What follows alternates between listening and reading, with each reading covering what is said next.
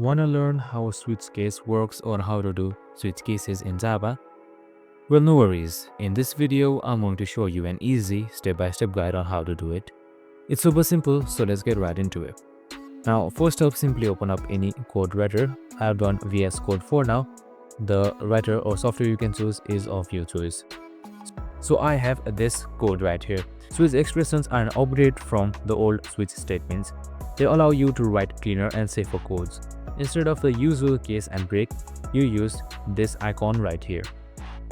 So for example, let's say you have a number for a day of this week. You can write these. So case 1 Monday, case 2 Tuesday, case 3 Wednesday, and then for default invalid day. This assigns the day name based on the number without needing any break statements. You can also combine cases like case 6, 7 to weekend, which makes your code even cleaner. I'll just show it right here.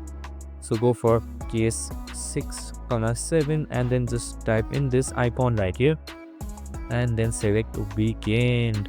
Now just simply close it with a semicolon and there you have it. Super simple and easy.